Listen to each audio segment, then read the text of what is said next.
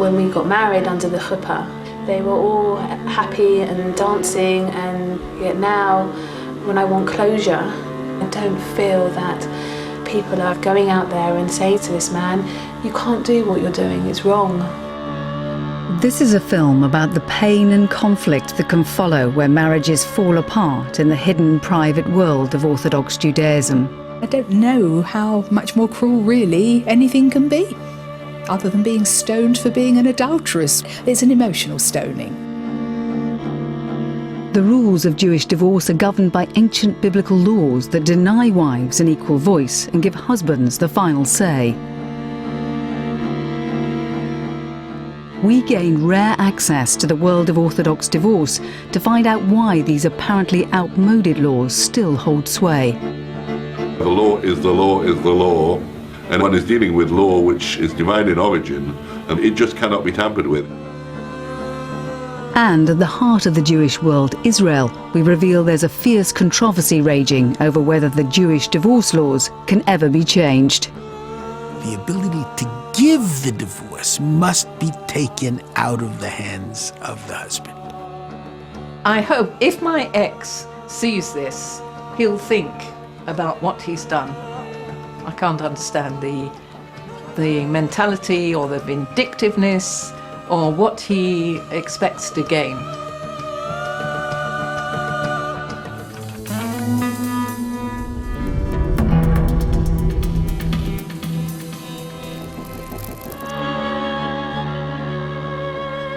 Like any other community in Britain, Orthodox Jews look to the civil courts for a legal divorce. But there's another body of religious law which governs their everyday lives, and with divorce, it brings an added complexity. This ancient law says that it's only the husband who has the right to grant the divorce. He, in effect, releases his wife from the marriage with a document known as the get. It's not a problem if they mutually agree to divorce. But what if the wife wants the marriage to end and the husband doesn't agree? This controversial law gives the husband the power to refuse. And critics say this means the refusing husband can be guilty of keeping his unfortunate wife chained to a dead marriage. It's not a subject that many Orthodox Jews are comfortable with talking about openly. But one young woman did agree to tell us about her own difficult experience as a chained wife. When I met my ex-husband, I was very much in love and very young and very naive. I always wanted to settle down and have a family of my own and just grow and live together forever and ever. But married life did not turn out as she expected. I was very unhappy and I felt it was wrong to carry on like this. I felt if I didn't do something, it would just get worse and worse. After my second child, I decided that I wanted a divorce. So Miriam applied for a divorce petition in the civil divorce courts. Though it's not legally binding, since 2002 the English divorce laws have encouraged Orthodox Jewish couples to agree on the Jewish divorce document, the get, at the same time as their civil divorce. It was part of the petition that I wanted to get. I got the decree nisi. I have my absolute, I have it, but I still do not have a get. The actual get is a document written on the husband's behalf in ancient Assyrian script by a scribe and then given to the wife in a divorce ceremony. If the get has no legal status in this country, why is it so vital to Miriam? Because in Jewish law, I'm still married to this man, and to be unmarried, I need to have this Jewish divorce, which is a get. I'm a religious Orthodox Jewish woman, and it's very, very important to me. Because you can't meet anybody, you can't have a relationship, you can't get married. If you do that and you marry, you can't marry under the Orthodox Jewish way. You'd have to marry Reform or something that isn't what I believe in. And it is something that I have no power whatsoever over. This is purely from the husband that he has to do.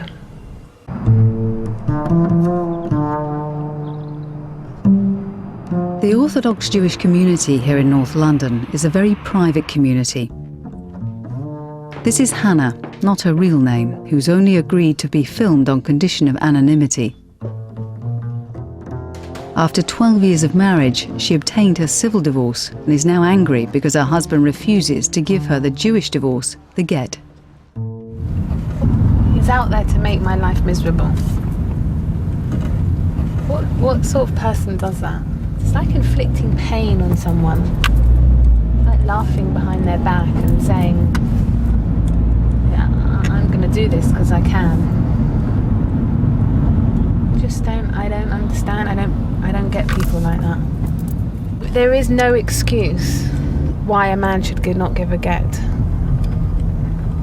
I've heard thousands of excuses. Oh, he's not getting the money, he's not seeing the children, he doesn't feel that he's ready yet.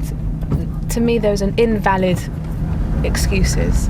You know, I've spoken to many men, married and single, who are religious, not religious, who have said, what? No, can't be. That's just so out of order. And put aside whether it's out of order or not, I don't think it should be religiously accepted. I think that the rabbis and the Orthodox community need to come down strong on these men that are not giving gets. Orthodox Jews believe that the law that says the husband has to give the divorce to the wife was handed down by God to Moses. So does that mean it can't be challenged? The Beth Din is the court where Jewish law is applied. I think in the society that we live, we're accustomed to believe that for every problem there is a solution, and that one only has to find that solution and everything will be fine. And that just isn't the case in the Jewish religion. There are situations where the law is the law is the law, and one is dealing with law which is divine in origin, and it just cannot be tampered with. It's there, and one has to accept it. That is part of the challenge to an Orthodox Jew of having faith in the body of law to which he subscribes. It's a very difficult, sort of contentious area for you to step into. It's a very difficult area because, of course, you're dealing with a situation where relationships have gone to such a point where divorce has become the only alternative and the only solution to their problems. So you're dealing with a very emotional, a very angry situation very often, and one has to put oneself into that. The worst thing, of course, is to take sides, and whilst one's own feeling may well be with the victim who's not able to receive their get, but of course one has to remain totally neutral and totally professional, and it is of course a difficult situation. I think it's very, very important at this stage to make sure... Rabbi Brodie frequently acts as a mediator between divorcing couples. Here he's advising a wife who needs the get from her husband. Because we need his cooperation. It's not just his wife that he's losing, it's not just necessarily his children that he's losing. He's losing a status, he's losing a dignity. And if he has to pay maintenance, that doesn't affect his dignity. But if we're actually asking a transferal of the matrimonial home, and he goes not only from not being a husband anymore, but not being a house owner anymore, that's quite a big damage to a person's ego. But at what stage can it go from loss of ego to using the get as a weapon? It's very often that at some point the man may have had a legitimate grievance. But what happened was that nobody paid attention to that grievance at the time. And so the position hardened. And it got to the point where reason flew out the window. And now it's only a question, who's going to be the most stubborn person? Who's going to win this one?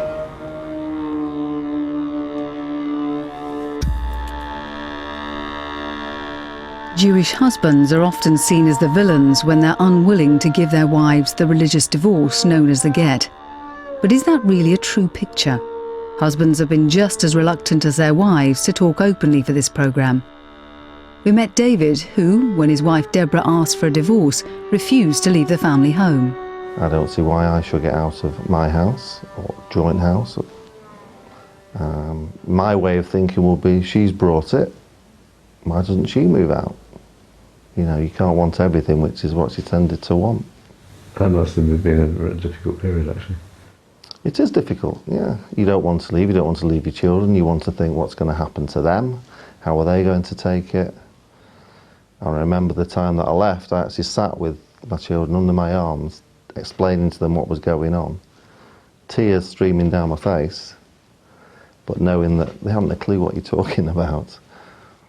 He started accusing me of all sorts of different things. You're having an affair, and I said, no, I'm not. We are separated now, we're allowed to go out, and I was just literally going out with a friend. But he went crazy and started pushing me around, and then he just got the heel of his hand and he just pushed me. And I tried to stop myself from falling over, and I banged my elbow quite severely, and he was laughing at me.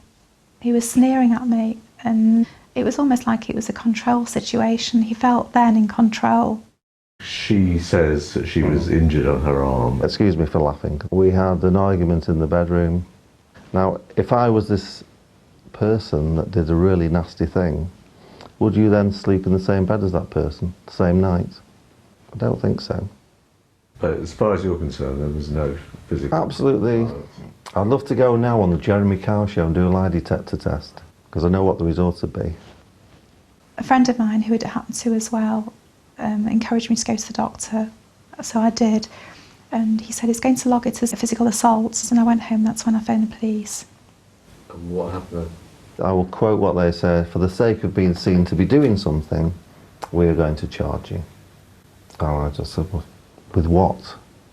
If I was found guilty, how would it affect my future, the kids' future, just because she wanted me out of the house? David was bound over to keep the peace for 12 months. Meanwhile, the civil divorce went ahead, and Deborah claims she wanted to have the get concluded at the same time. He didn't want to know about it. He was not interested at all. The civil divorce I could enforce, but this one was up to him. So that gave him the element of control. In later years, when I asked him why he didn't want to give me the get, he said, because I've got it and you want it. That may have come out at some time, who knows? I mean, there's probably lots of things that were said. From what I'm aware, it's far more important for the woman than it is for the man. You were saying that her sort of behaviour towards you, doesn't really actually make you feel that you want to give it. Absolutely not. I only have to breathe and I've done something wrong. But that is, you live with it. I'm made out to be the worst father going. I do nothing for my children. If I can't have them at any one time, it's because I don't want to have time with them. And it gets to the stage where I just say, look, say what you want, do what you want. I know the truth. The kids, as they get older, they will fully understand. And that's it. End of conversation.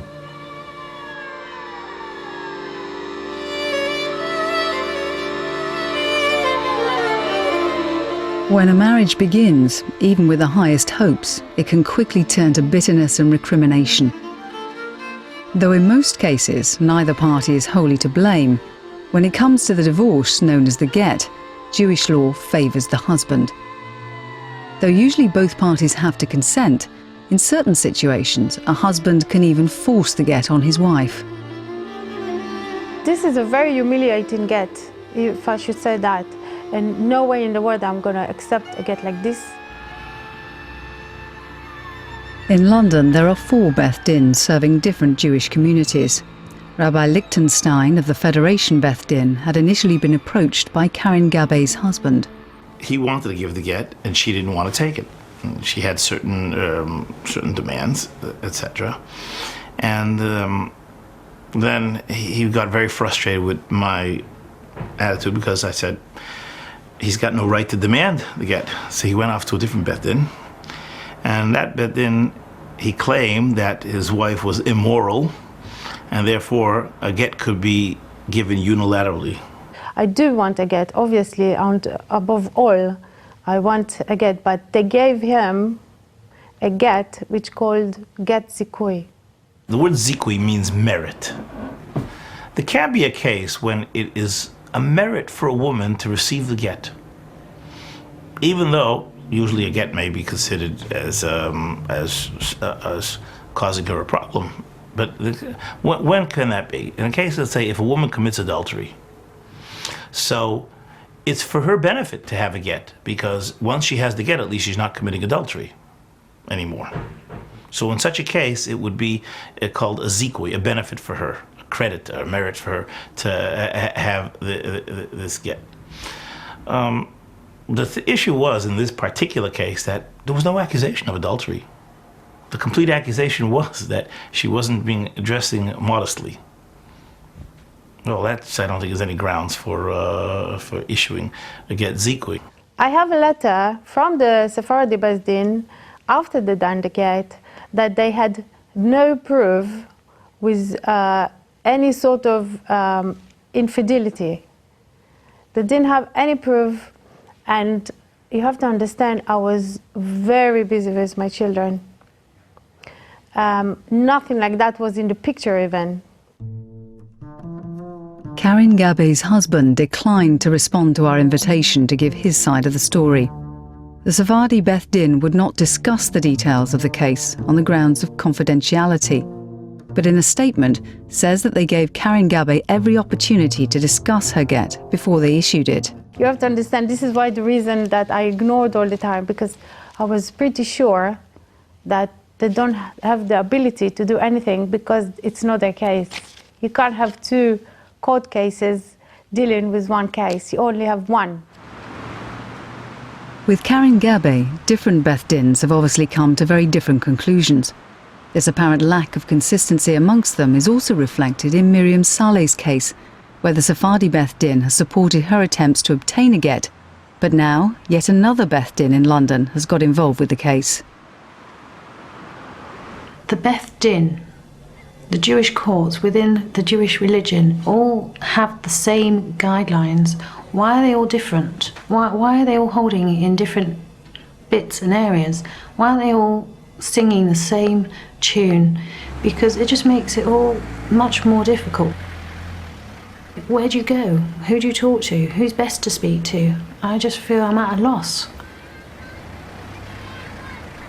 I have been to 4 Beth Dins, and I feel that it's very much male orientated. There are some women, very few, you could probably count them on one hand in the 4 that I've attended to. They don't see it from a woman's point of view, it's from a man's point of view. I've received letters from various Beth Dins, and they are asking my husband, what is it you want? Now, I'm not asked what I want. I don't want anything. I want to get. In Israel, they name them and shame them. They freeze their bank accounts.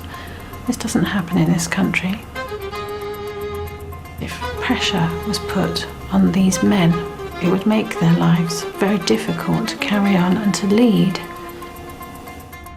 This is Rabbi Yaakov Haviv, who's travelling to the rabbinical courts in Jerusalem, where he works as a sort of rabbi detective, because unlike the UK, in Israel, the religious divorce law is the law of the land, and so it has teeth.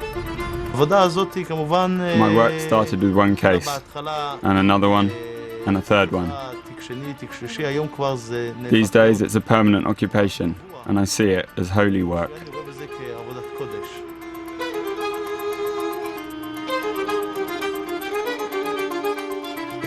Rabbi Ben Dahan is Rabbi Habib's boss.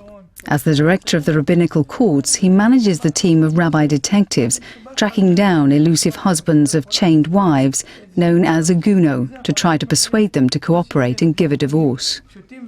We need the husband to give the get, the Jewish divorce, Jewish document divorce to his wife. The Jewish law is not like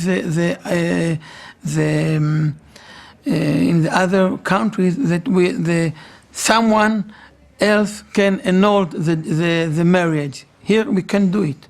We need the husband and the wife. Therefore, we look for a husband. We try to find them and to convince them to grant the get to their wife. It's only in the last few years that they've been taking this problem far more seriously. When I came here to this job, in this place, in this the administration, I had only 4 employees. That's all. Now we have around 50. My name is Rabbi Ehrentreu. I work for the administration of the Rabbinical Courts of Israel. There is no place in the world, other than in Israel, that we can really do something to a husband in a legal way. There are like demonstrations outside his house, one can do anywhere, because he's not giving a divorce to his wife. There are maybe put his picture on the internet and say that he's such and such a person. But legally, to actually do something to him, the only place is here in Israel. Rabbi Habib deals with some of the most difficult cases. He's about to have a meeting with a woman who claims she suffered physical abuse by her husband. I feared this person because in the past he brought secular people, not religious, to my house and hit me to the floor. I knew that my situation is very bad. Rachel spent 13 years in a very difficult marriage. She became a chained wife after her husband unexpectedly disappeared abroad in order to avoid giving her a divorce. This was like someone dropped a bomb on me. I could not believe this is what happened. I realized that now I'm back to square one, and where do I start looking for this person to get out of it? He really did what he planned to do. When I saw this thing, how serious it is, I realized that to get a get nowadays, it is not sufficient for the Beth Din to give its verdict. But you also need a field person who will travel around and will be in touch with all those people, those men that refuse to give a get. Whether a Jewish husband is an Israeli citizen or a visitor to the country, his departure can provide the court with an opportunity to persuade him to cooperate with the divorce. I've actually done many divorces actually in the airport, because the guy, I knew when the guy was leaving, and I met him in the airport, and I told him if he gives me the divorce here in the airport, then I'll let him leave. And that's what he did, and therefore he left the country after signing a power of attorney that we could give a divorce to his wife. Shruly Schmerler expected to be on a plane back to England, not sitting here in the Jerusalem court. He lives in the Orthodox community in Manchester, having separated from his Israeli wife and 2 children a year ago. He just came back to Israel on a short trip. I came here, I had no idea why I came. I decided I have to come. I don't know why. People were saying I ran away, it's not nice of me to run away from my wife. I wanted to show everybody I'm here. I had to go away because I couldn't continue like that. And I'm back, that's why I came. People ask me, why did you come? I have no idea, I just came to be here. I got a telephone call that she wants to speak to me.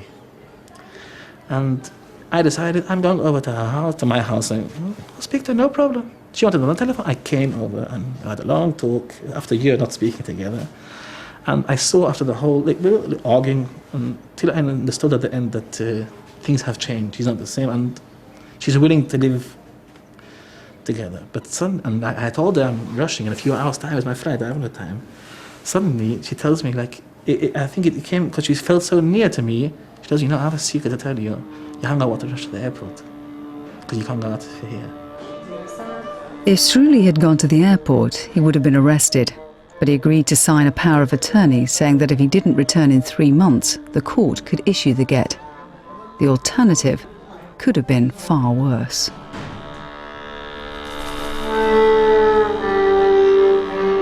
Welcome to Maseo prison in central Israel. Here, alongside men convicted of murder, are husbands who've refused to give their wives a get, the Jewish divorce. They've been consigned here by the rabbinical courts to try and persuade them to change their minds. This seems a far cry from the rather more gentlemanly approach of the rabbis in Britain.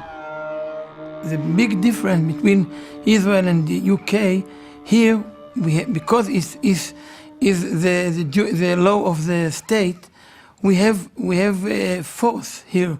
We can put sanction on the husband if he refuses to receive the get.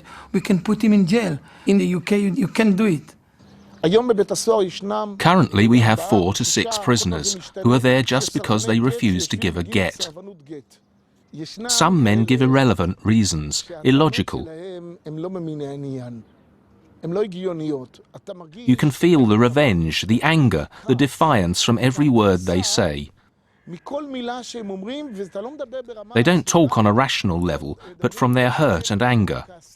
For them, our role is to give some relief and to minimize their anger. Only then can we try to convince them. But is jail really the answer? Shlomit Pir is a rabbinical pleader, a specialist lawyer working in the rabbinical divorce courts. To sit in jail, it's like, for some crazy persons, it's like a present. You don't have to work, you don't have to pay child support because the government paid those payments instead of you. You have a hot bed, you have 3 meals every day, you have somebody that takes care of you. You don't have to do anything for yourself and for your kids. Somebody is taking the responsibility and you yourself feel as a victim. Even when he's in jail, it's still the husband's call. It's his right whether to give the divorce or not.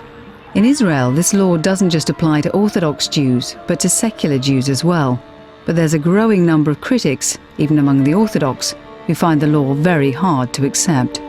If Jewish law, as it's being interpreted, gives all of the power in the divorce to the husband, it means that the secular woman feels she has no real place in the Jewish state.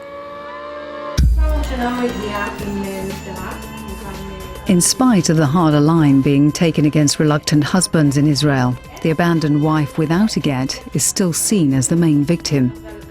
And because here the religious law is the only law, no one feels more victimized than the wife who is a secular Jew. Mariv Renish has gone public with her story on primetime Israeli TV. It's been 3 years that I'm trying to get my divorce, and my husband disappeared. I have a daughter, 6 years old, and he hasn't been in touch with us or any contact at all.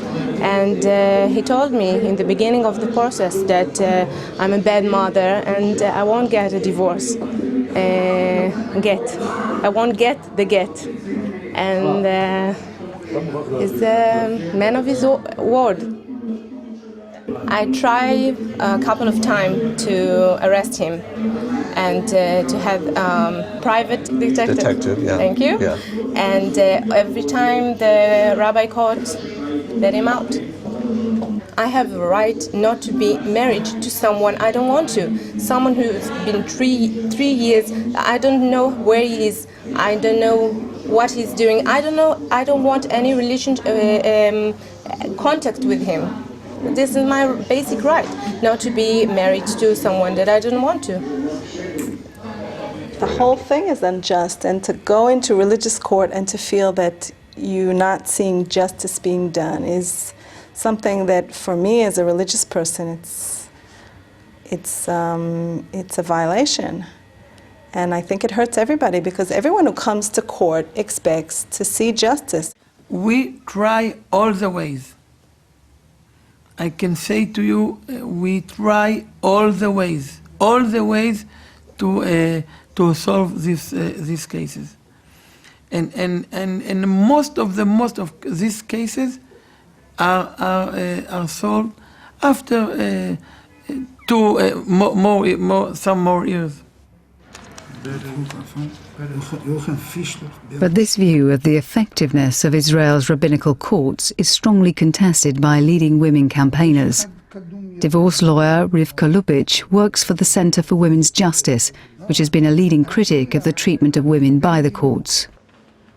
A man knows that he's the one who has the power, and the court lets him do whatever he wants.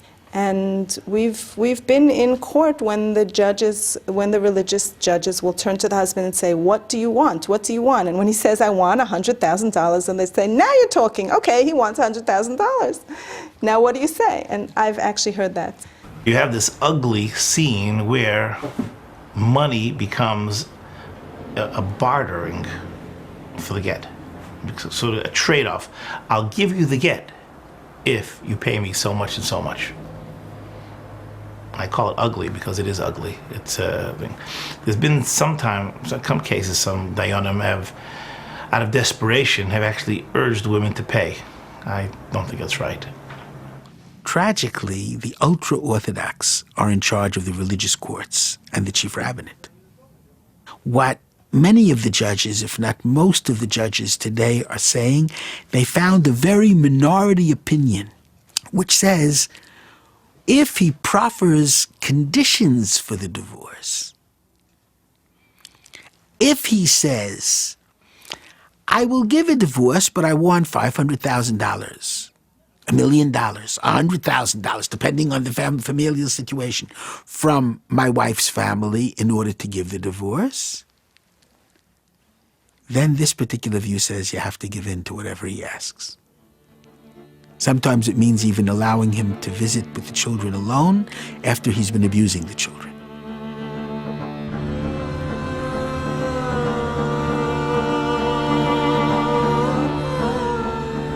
The ancient Jewish divorce laws, which are believed to be divine in origin, are the subject of intense debate amongst Israel's rabbinical leaders.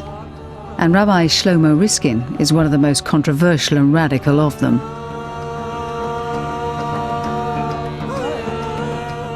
We took the road through a checkpoint on the edge of Jerusalem into the heart of the West Bank to find him in the sprawling Jewish settlement of Efrat, where he's chief rabbi.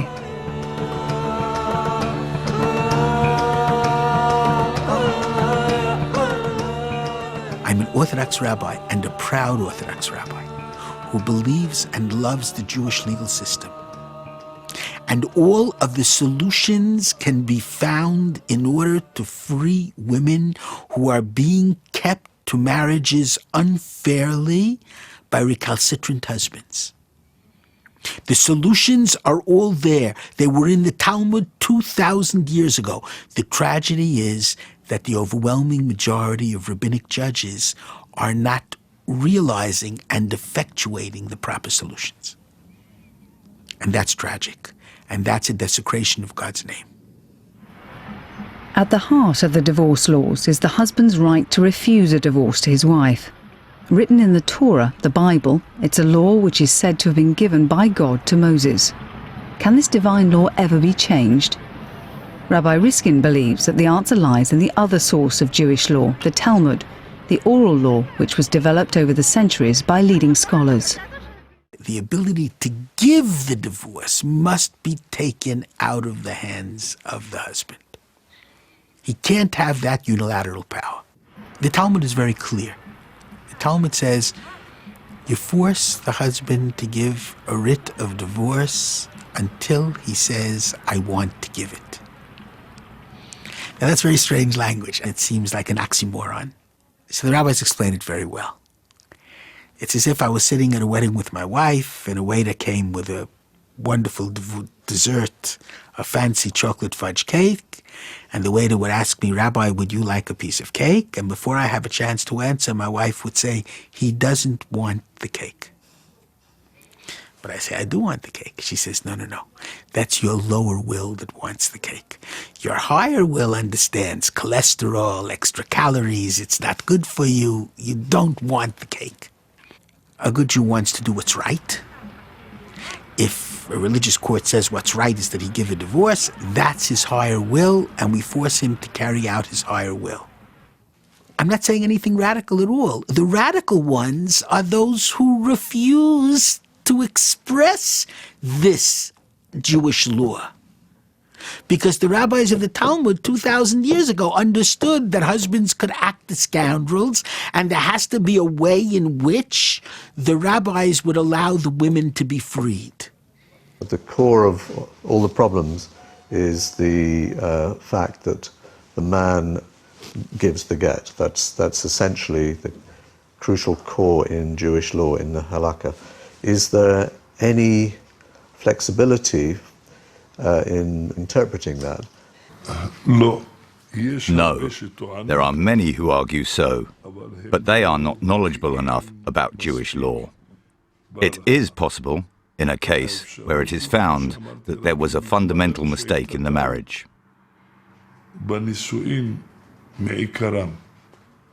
We can cancel it if there was a mistake, such as a major defect in the husband that was hidden from the woman.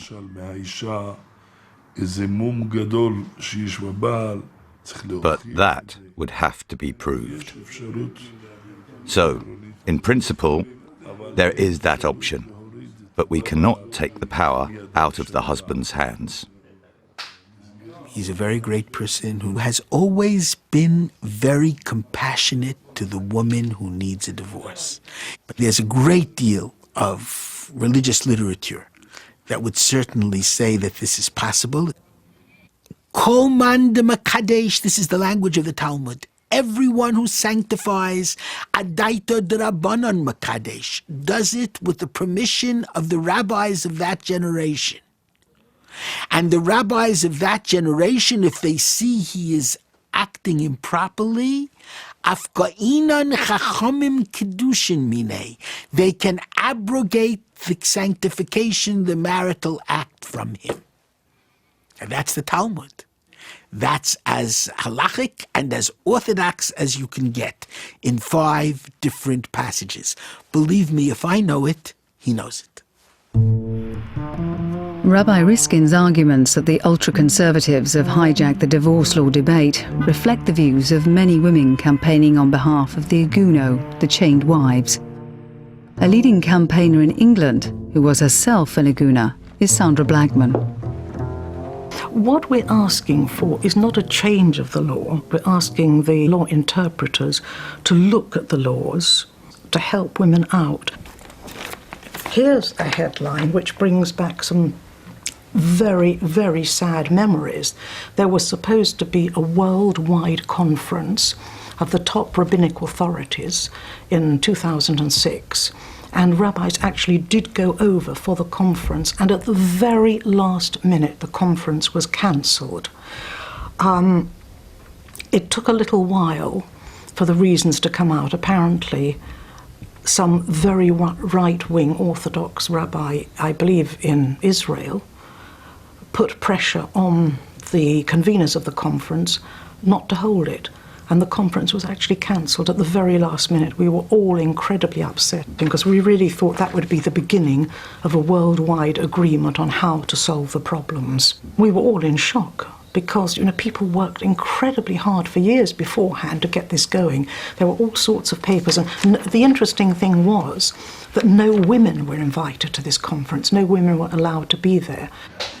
It was, in fact, Shlomo Amar, the Sephardic chief rabbi of Israel, who both called and cancelled the conference. If Sandra met him now, what would she say to him? I would firstly have asked why. I would really like to understand what his reasoning would be. Why cancel a conference that so many hopes are pinned on? They tried to make a big deal out of it. I don't like disagreement. I don't like fuss. I thought that if this became a big deal, it would damage the issue. Instead of being a benefit, the controversy around it might cause even greater damage to the Agunot.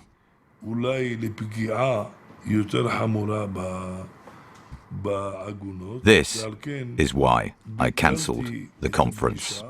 I am certain that he called the conference with the best of intentions to find a solution. And then the word came from the leader of Ultra-Orthodox Judaism in Israel that the conference has to be cancelled.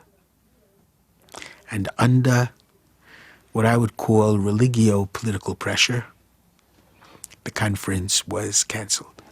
Sometimes, and it pains me greatly to say it, there is Torahism about the terror of a certain branch of Torah. And that's very frightening. Whilst the rabbis continue to wrestle with interpretations, the human suffering goes on. We came to this retirement village in Israel to meet a woman who incredibly has been seeking the get from her husband since 1962. I knew there was such a thing as a get and that you had to obtain a get, but I had no idea of the problems that would be involved in it. Susan Zinkin has been campaigning for 40 years, and her ex has always maintained his silence. In 2001, the Chained Wives campaign supported her in a protest outside her ex's house in London that lasted for several weeks, but to no avail. Without a get, what does that mean as a woman? For a woman, it's very difficult, because if she remarries, even in a civil ceremony, to a Jewish person or non-Jewish person, it doesn't make any difference. Her children will be mamzerim. That means illegitimate in the religious and halachic sense. And they can only marry other such mamzerim. It's a real stigma on the child. Now, nobody wants to marry a woman in that position. However irreligious they are, normally they want their children to be legitimate. It's really a terrible sentence. Do you think things would have been different in your life at all? I'm sure they would have been, yes, yes.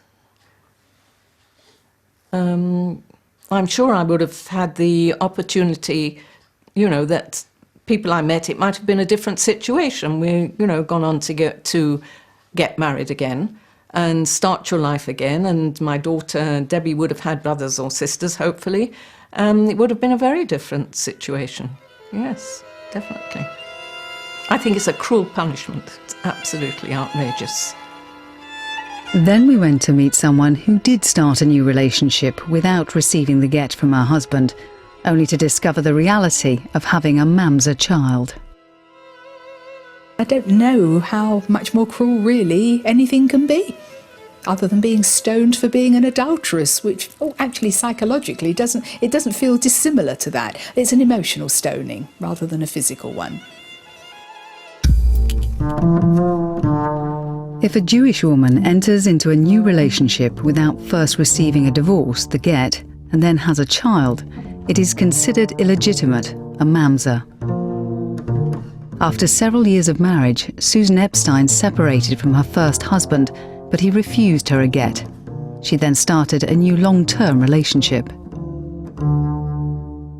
By a total accident, I got pregnant. But by then I was 32, and it was a dreadful decision to have to decide whether to have an abortion because of the terrible get situation, which would mean that this child would be a mamzer, or whether at 32 my chances of some happiness and having children at last was going to be mine. And we really did go through a dreadful dilemma together on this. It created an enormous amount of stress and tension, but in short we decided we would go ahead. And I got my civil divorce just before our son was born, but the get was still refused me. So effectively, the fate of a mamzer was there. My Jewish education was very non-observant, really, so I wouldn't have dreamt of the ghastly ramifications that something like this would have brought. Certainly the Chief Rabbi's office, the London Beth Din, was of the thought that, well, you know, you're a grown-up person, you needn't have had sex with this man, you know, you shouldn't have done that. So I felt I was being completely judged and that I'd been a naughty girl and behaved badly. I was told that even if the get was granted, that would free me from my ex-husband, but in Orthodox Jewish law, I wouldn't be allowed to marry David, the father of this child. So not only was the child a mamzer, but David and I weren't allowed to marry in the Orthodox synagogue. But surely after she finally received the get, her child's illegitimate status could be revoked. Once you got the get, was your child still a mamzer? Correct. He was, and is. Hopefully we would bring our child up in a sensible way and explain to him what the situation is, and hopefully he would be well grounded enough to be able to handle that. But it's a horrible thought that one day he could actually say, "Look what you've done to me." In our journey into the hidden world of Jewish divorce, we've uncovered personal pain, confusion amongst the authorities, and conflict about whether the fundamental law favouring husbands can ever change. But anyone who doubts the impact on a woman of being denied the get should listen to Hannah, who we'd filmed in London 2 months before when she'd expressed frustration at being stuck without a get. Now her husband has relented and she finally has her Jewish divorce. I just felt that I had my life back and that I was able to do what I wanted, and I wasn't tied to this person, I wasn't being controlled by this person. And it's a great feeling. I hope that every woman gets the chance to share her views or to express her views and to really empower other women who are going through the same thing as me. But for Susan Zinkin, in retirement in Israel without a get after 47 years, there is no release. I hope if my ex sees this, he'll think about what he's done and sign the get. That he's punished his own daughter as well. I can't understand the mentality or the vindictiveness or what he expects to gain. So, and I hope it's a warning to other men not to do anything like this. That's about it.